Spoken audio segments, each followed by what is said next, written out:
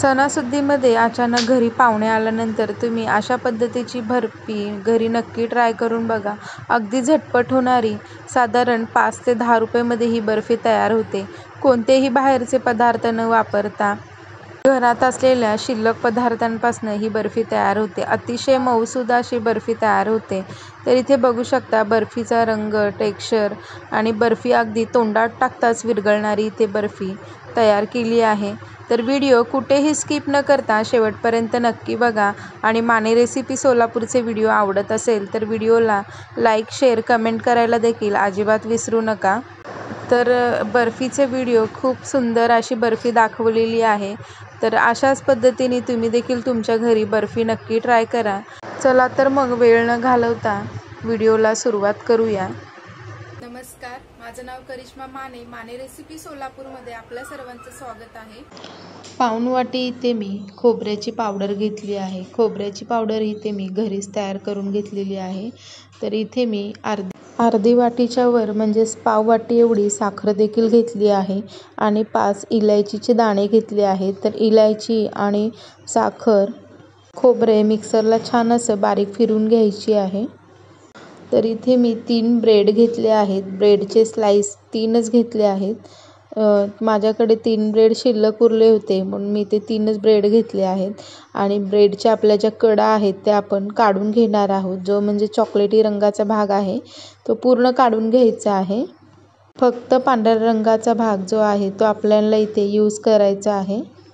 तर इथे 3 ब्रेडपासून आज आपण रक्षाबंधनाची परफेक्ट अशी बर्फी तयार करून घेणार आहोत. मऊ, दाणेदार, अगदी हलवाईसारखी बर्फी तयार करून घेणार आहोत. तर इथे आपण खोबरं, साखर मिक्सरला अशी बारीक अशी छान पूड तयार झाली आहे.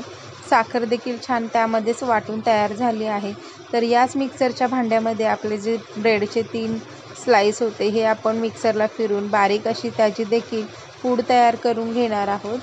तर अशाच पद्धतीने तुम्ही जास्तच्या ब्रेडचा देखील तुम्ही अशा पद्धतीने बर्फी करून घेऊ शकता. तर इथे बारीक अशी पूड तयार झाली आहे मिक्सरला.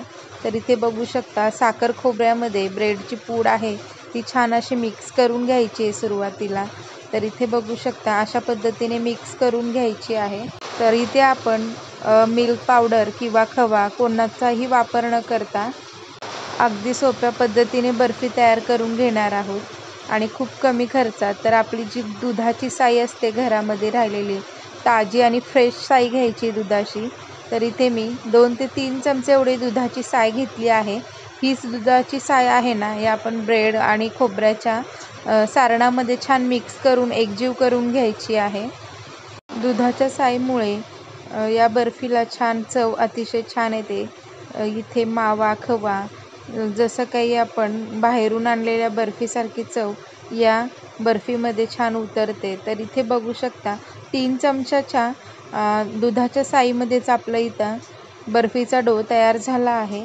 तर इथे मी तुपाचा देखील वापर केला नाही. आपल्या जे दुधाच्या साईमध्ये थोडंसं तुपाचं प्रमाण असल्यासारखं तेलकटपणा असतो ना तर त्यातच आपले इथे बर्फीचा डो तयार झाला आहे.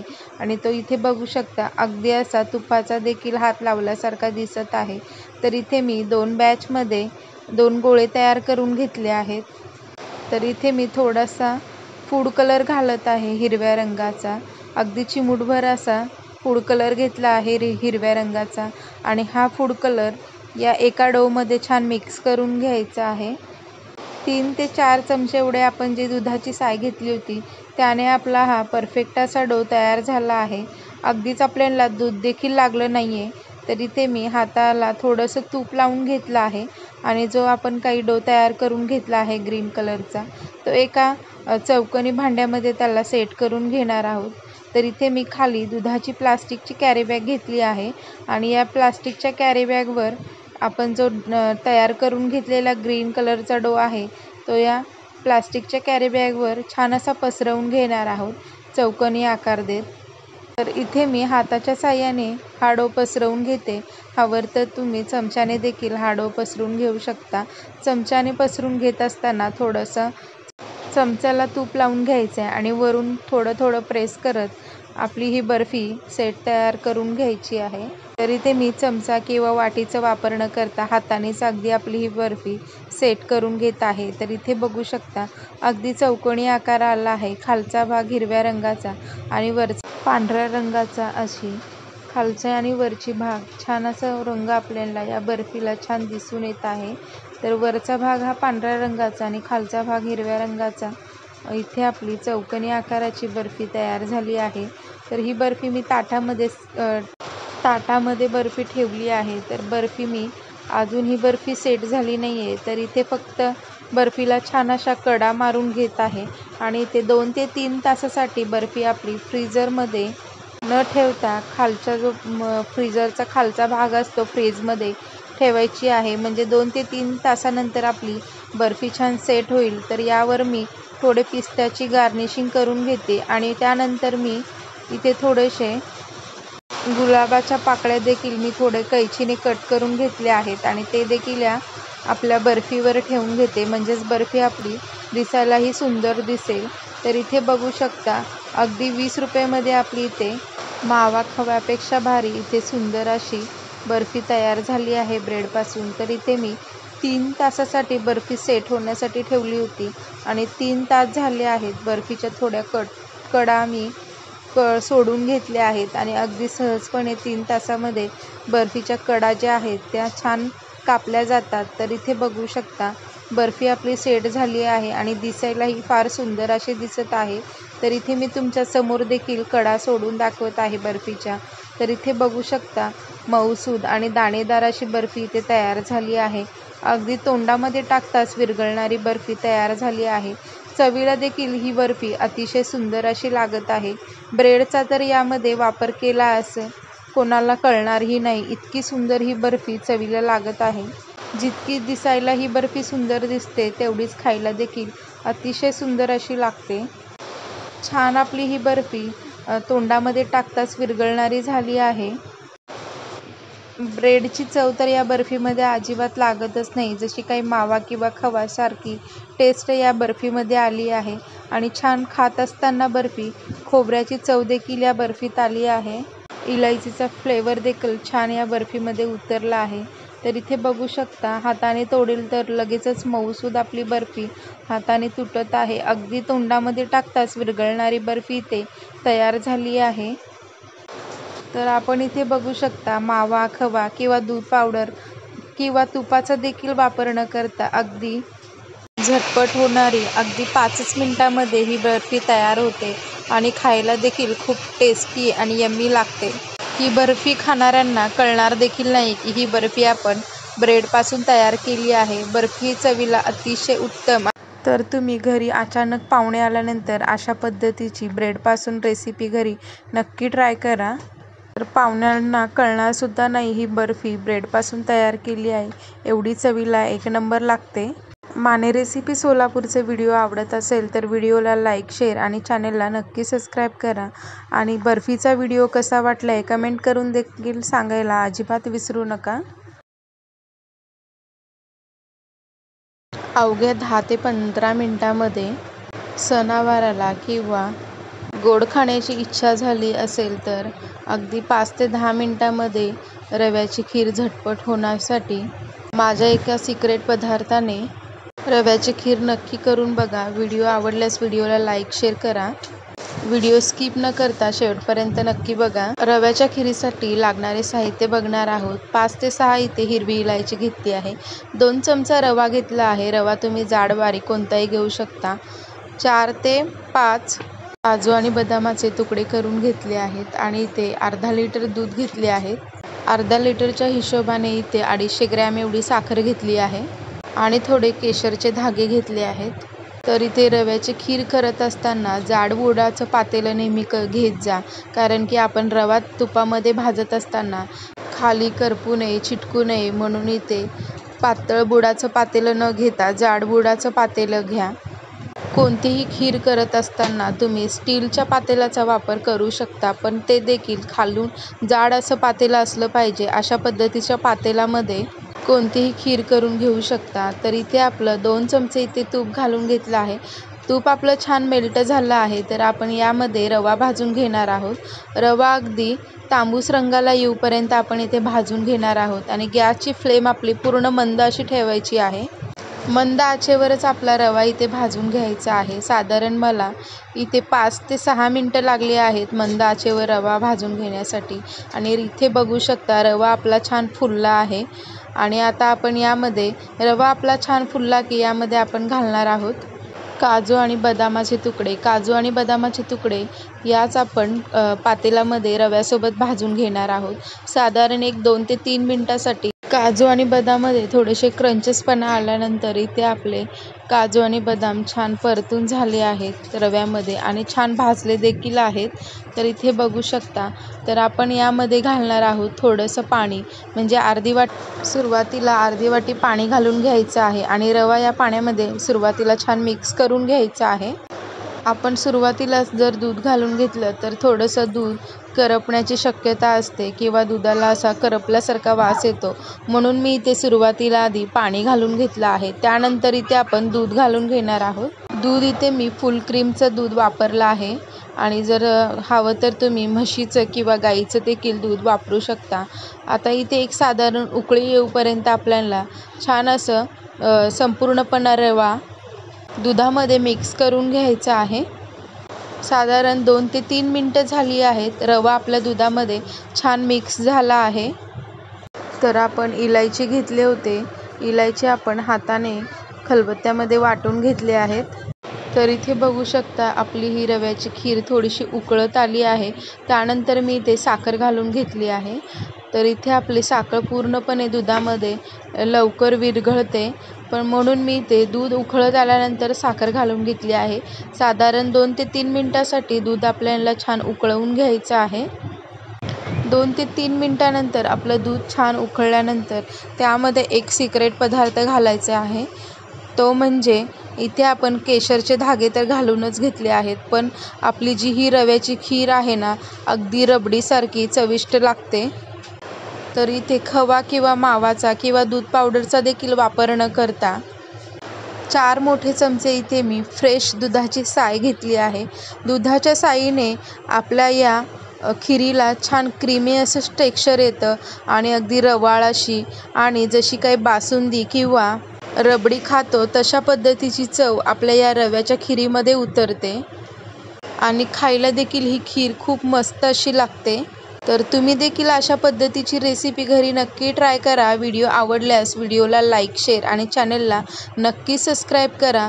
तर इथे बघू शकता 5 ते 6 मिनटासाठी आपलं दूध छान उकळलं आहे आणि थोडंसं घट्ट देखील झालं आहे. आपण रवा घातल्यामुळे दुधाला लवकर शिजायला वेळ लागत नाही. पटकन आणि झटपट आपली इथे रव्याची खीर तयार होते. तर या सणासुदीला गोडाचे पदार्थ म्हणून नैवेद्यासाठी तुम्ही अशी झटपट होणारी खीर तयार करून घेऊ शकता.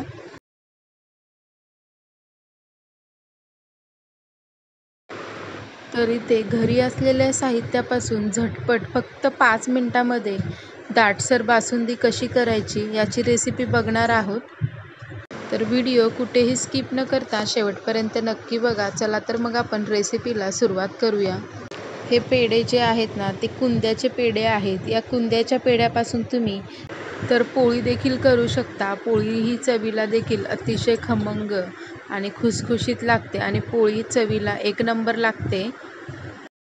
जर तुमच्याकडे पेढे जर शिल्लक उरले असतील तर तुम्ही पोळी किंवा अशा पद्धतीने किंवा माझ्या या पद्धतीने बासुंदी देखील करून घेऊ शकता. तर आपण पेढ्याची बासुंदी करून घेणार आहोत. त्यासाठी इथे लागणारे साहित्य देखील बघणार आहोत. 150 ग्रॅम एवढे मी पेढे घेतले आहेत. 5 ते 8 एवढे काजू घेतले आहेत. 10 ते 12 बदाम घेतले आहेत. 5 ते 6 पिस्ते घेतले आहेत आणि इथे हिरवी इलायची मी साधारण 5 ते 6 घेतले आहेत. 1 चमचा एवढे केशरचे धागे घेतले आहेत आणि अर्धी वाटी इथे साखर घेतली आहे. मुळात पेढे हे चवीला गोड असतात, म्हणून इथे मी अर्धी वाटी साखरेचा वापर केला आहे आणि तुम्हाला हवं तर तुम्ही गोड तुमच्या आवडीप्रमाणे ठेवू शकता. इथे फुल क्रीमवालं मी अर्धा लिटर दूध घेतलं आहे. सुरुवातीला काय करायचं आहे, काजू, बदाम आणि पिस्ता जे आहे ते मिक्सरला छान आपली बारीक अशी पूड तयार करून घेणार आहोत। तर इथे बघू शकता मी सर्व ड्राय इंग्रेडियंट्स घालून घेतले आहेत। फक्त 3 पिस्ते जे आहेत 3 ते 4 पिस्ते मी बाजूला काढून घेतले आहेत आणि इलायचीचे आपण जे दाणे आहेत या मिक्सरच्या भांड्यामध्ये घालून घेणार आहोत। तर इथे सगळी इलायची सोलून आपण या मिक्सरच्या भांड्यामध्ये इलायची सोलून आपल्याला इलायची, बदाम आणि काजू याची छान अशी बारीक पूड तयार करून घ्यायची आहे। तर इथे बघू शकता अगदी बारीक अशी पूड तयार करून घेतली आहे आणि आता ही पूड आपली इथे तयार झाली आहे बासुंदीसाठी। तर इथे आता आपण बासुंदी तयार करून घेणार आहोत। गॅसवर इथे मी पातेलं गरम होण्यासाठी ठेवलं आहे आणि इथे खाली जाड बुडाचं पातेलं घेतलं आहे। पातेल्यामध्ये अर्धी वाटी पाणी घालून घ्यायचं आहे आणि अर्धी वाटी पाणी थोडंसं गरम होऊन द्यायचं आहे।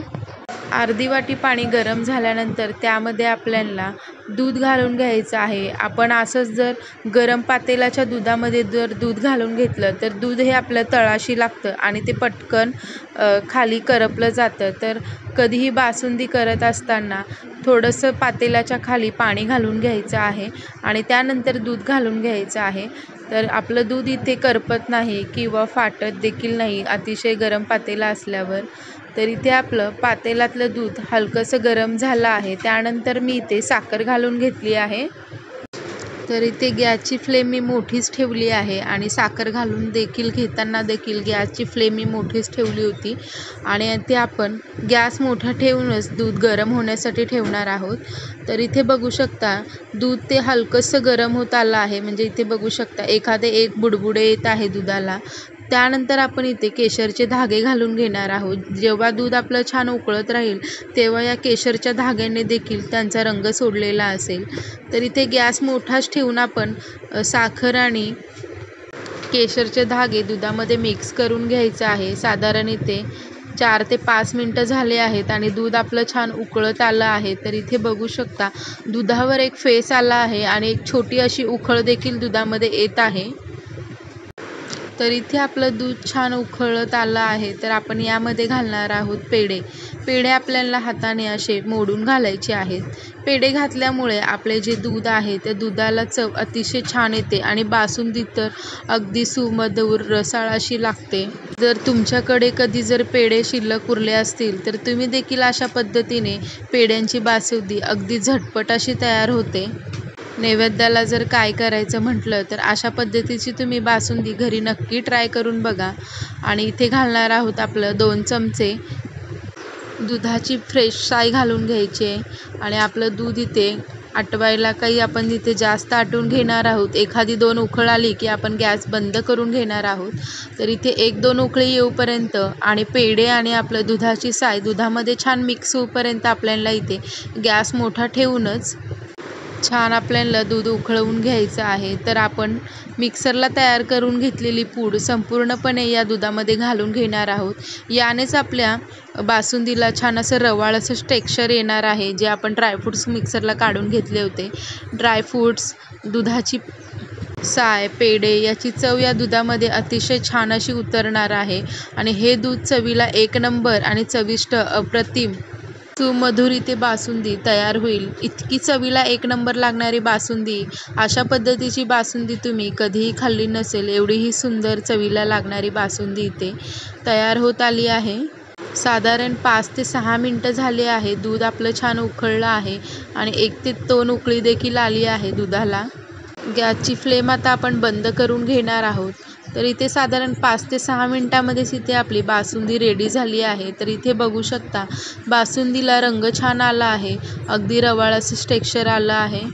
तर तुम्ही अचानक पाहुणे आले असतील किंवा नैवेद्य देखील करायला अशा पद्धतीची बासुंदी देवासमोर तुम्ही ठेवू शकता। अचानक पाहुणे जरी घरी आले तर अशी झटपट बासुंदी तुम्ही तयार करून घेऊ शकता। अवघ्या 5 ते 10 मिनटामध्ये अशी रवाळ टेक्स्चर असलेली बासुंदी तयार होते। तर ही बासुंदी अतिशय सुंदर अशी लागते। तर तुम्ही बाहेरची बासुंदी आणायची विसराल, एवढी ही चवीला सुंदर लागते। तर तुम्ही देखील अशा पद्धतीची बासुंदी घरी नक्की ट्राय करा। व्हिडिओ आवडल्यास व्हिडिओला लाईक, शेअर आणि चॅनलला नक्की सबस्क्राईब करा। माने रेसिपी सोलापूरचे जर व्हिडिओ आवडत असेल तर व्हिडिओला सबस्क्राईब करून चॅनलला सपोर्ट देखील नक्की करा। तर इथे मी नैवेद्यासाठी 2 अशा आपल्या वाट्या इथे बासुंदीच्या तयार केल्या आहेत. त्यावर थोडे केशरचे धागे आणि पिस्ताचे काप देखील घालून घेतले आहेत. तर इथे बघू शकता किती सुंदर अशी आपली बासुंदी दिसत आहे. रंग फार सुंदर आला आहे बासुंदीला. चवीला देखील बासुंदी खूप सुंदर अशी लागते. जर तुम्हाला पेढ्याच्या बासुंदीचा व्हिडिओ आवडला असेल तर व्हिडिओला कमेंट देखील करायला अजिबात विसरू नका आणि व्हिडिओला एक लाईक तरी नक्की करा.